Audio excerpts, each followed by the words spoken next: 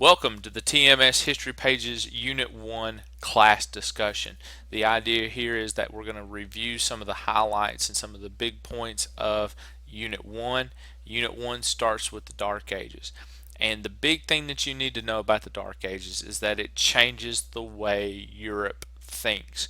Before the Dark Ages, you have the establishment of the church. Now, when we say the church, that is what would today be considered the Catholic Church. All right, but that was the only church there at the time in Europe as far as a predominant religion.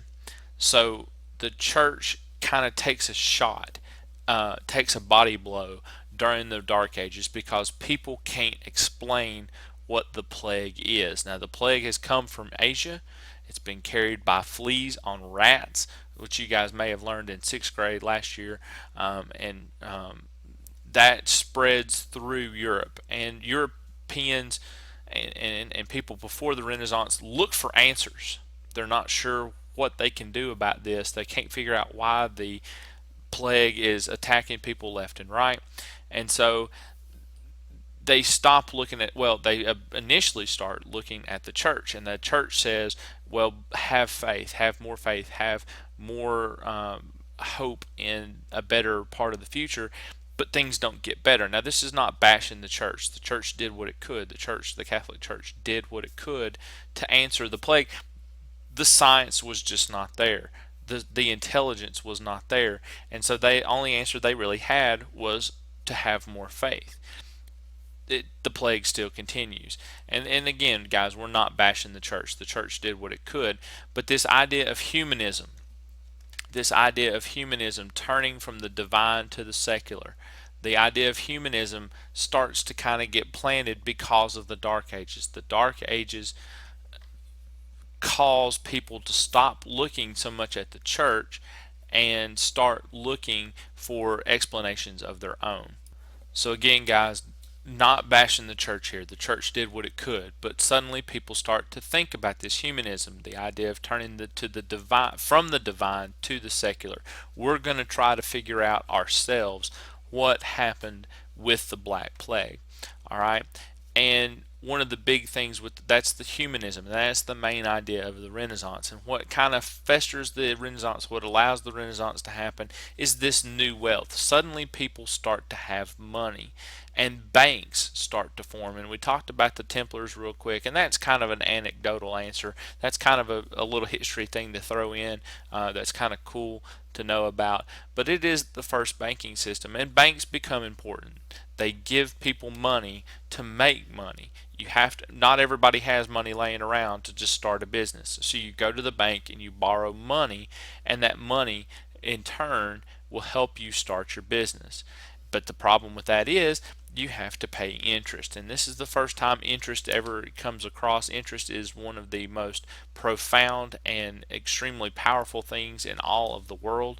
Interest, if you ask not Theodore Roosevelt, Albert Einstein, what the most powerful force in the world is, he is going to say compounding interest. And so interest is what's the most important part of the banking system, and that allows people to make money, and money is going to foster the Renaissance. When you have a little bit of money in your pocket, you could buy a book, you might buy a piece of art, and so that's going to spread that knowledge out. If you've got a few bucks in your pocket and you've already fed yourself, you've already done everything that you want to do, you might go see a movie, and that movie might inspire you to do something else and read a book or do something like that. Maybe get interested in another thing, something you've never thought about. And so it keeps you going, and it keeps that Renaissance going. And the big thing with the art, the key points about art is that it's realistic. That's humanism coming through. The humanism, we're going to look at humans as humans and not just some kind of pawn or chess piece to be moved on the board by a god. And again, guys, this is not bashing the church. The church is doing what it's supposed to do. The church is doing what it says to do, and that says you have faith in God. But people kind of start to question that just a little bit, and they start to think about what's going on in the world around them. All right, and so the big thing is the humanism. the humanism, that switching from the divine to the secular. And you see that in the Renaissance art with things like Leonardo da Vinci. That looks more like a human than anything. This picture here looks more like a human than anything that you've seen previous to as far as artwork. All right, we're going to skip past some of these guys. Don't forget though your Ninja Turtles: Donatello, Michelangelo, Raphael.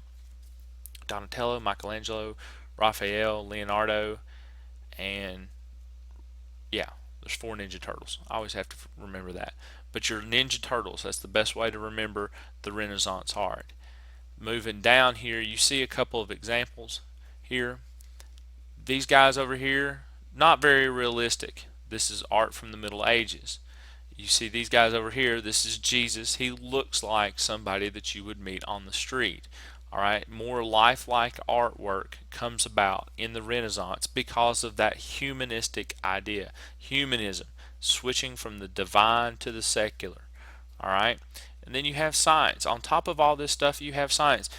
Science took a huge hit during the Dark Ages too because people didn't know. They were trying to figure things out on their own. They had no real training in science, and so you have things like trying to turn metal into gold.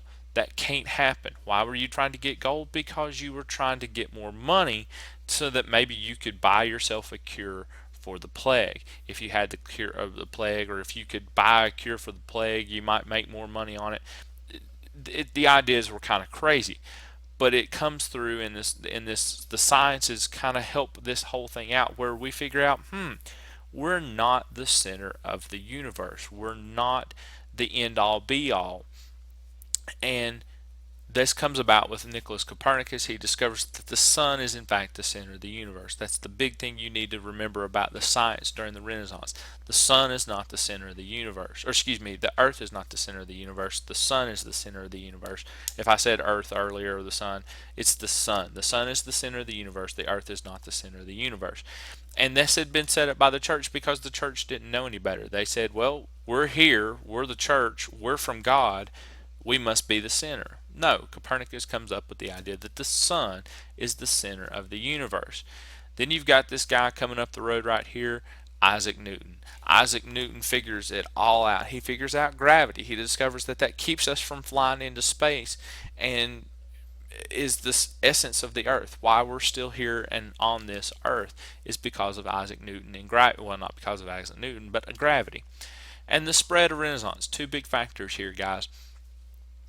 It happens mainly because of Italy being the center of the trade world, and it also happens because of the printing press. Now, guys, we cannot stress this printing press enough.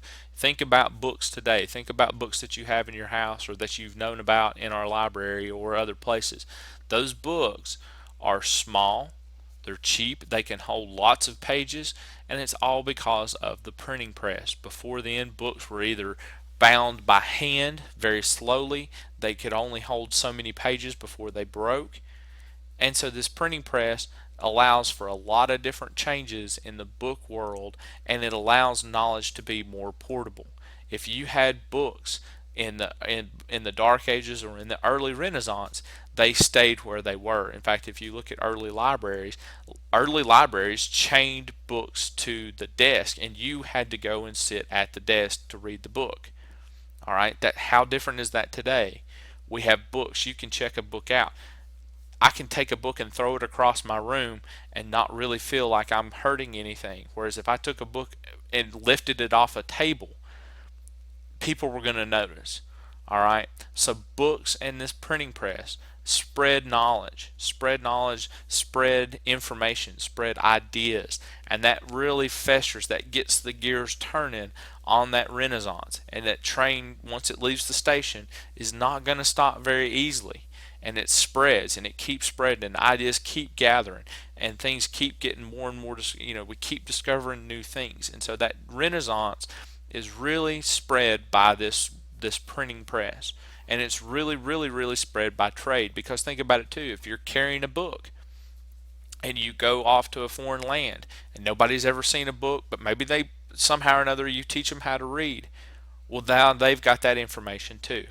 And so it's a huge important factor about the Renaissance that helps the Renaissance spread.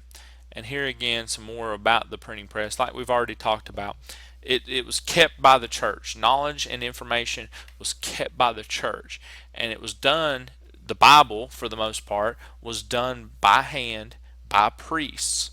And they did it slow, very meticulously done, and it was extremely hard to find a Bible. And the printing press changes that. That's the first time that the Bible is printed in mass production. All right? And that means that people suddenly can say, The other thing is that humanism, they start to read that Bible and say, God is a little bit more personal to me because I understand God more. It's not just the church telling me about God. I can read about God. I can take God into my brain and think things through myself. And so, you know what? It's not that bad. God is not that bad. We thought that the church was really, really bad and that they were just controlling things. But now that I've read this Bible, I can figure things out and I can get things understood. Now, moving right along, I feel like we're going to probably go into chapter 2 just a little bit here, and that starts that Reformation. And we're going to stop right now, and I'll come back for chapter 2 in depth here in just a second.